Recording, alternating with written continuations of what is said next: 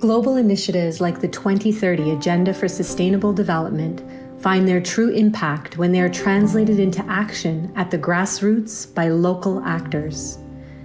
As Ban Ki-moon wrote, "If we are to succeed, the new agenda cannot remain the exclusive domain of institutions and governments. It must be embraced by people." This process of localizing global plans has been a focus of the worldwide Baha'i community in recent years. Its members have sought to learn how the contributions of diverse populations, each with its own circumstances and realities, can be harmonized into one coherent movement forward.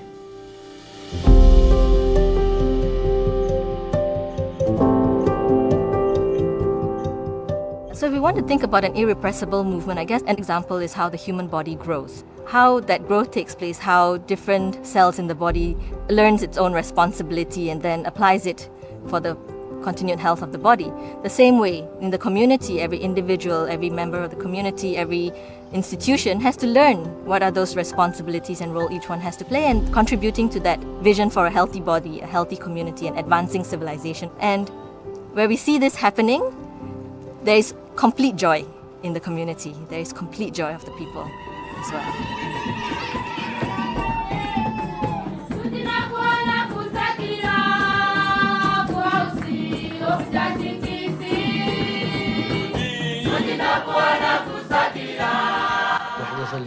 Humanity, with its different cultures, tribes, races, and customs, requires principles that can unite all. We still have racism around, black against whites, but even different nationalities. But then, we all come together and we have this bond, and that is like to bring unity into this community and to the world. So we understand that we are one. And as we understand that we are one, then we have to work for that oneness. So in the process of working for that oneness, we serve others, we help others.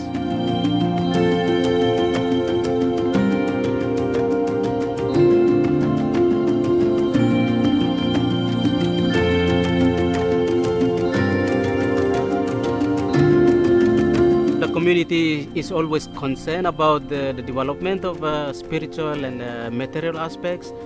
If anyone's willing to start any project, we have to, discuss together what are the benefits of such projects in both aspects, both spiritual and material. We apply whatever we learn and help our community to, progress.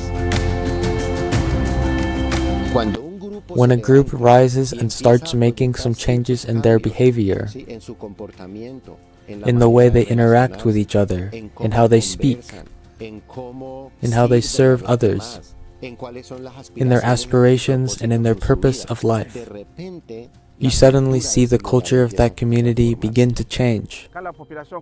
When the population starts to see how it can take charge of itself, can develop itself spiritually, socially, and intellectually, we will reach a true understanding of community development.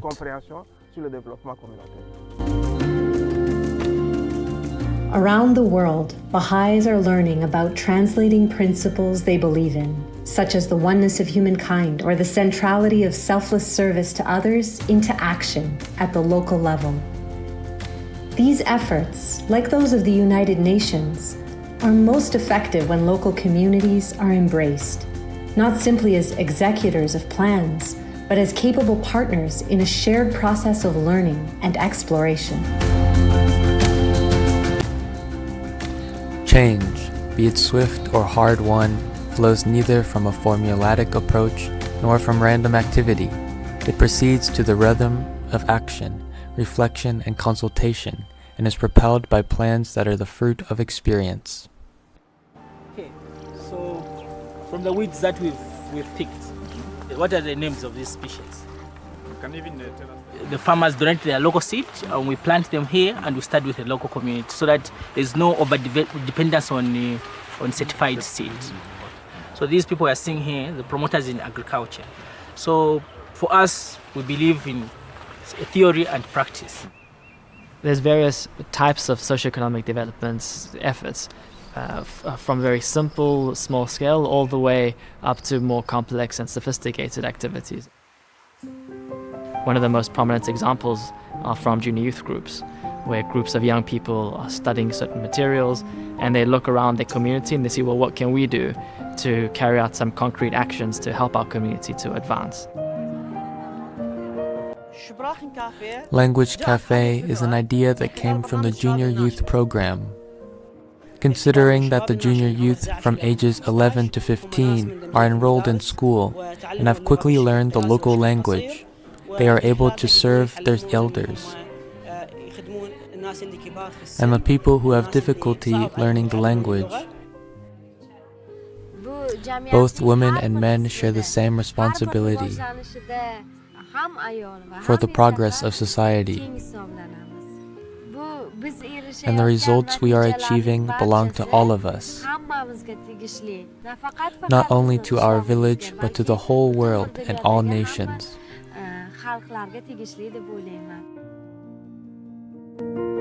There's a lot of principles and concepts that were introduced through the teaching of the faith to the society, and it's been tested. They have not only heard about it, they also put it in practice. They have seen the impact of it, they love it, and now they are really engaged.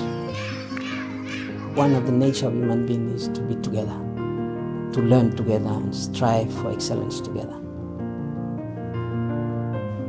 It is possible for a society to take charge of its future.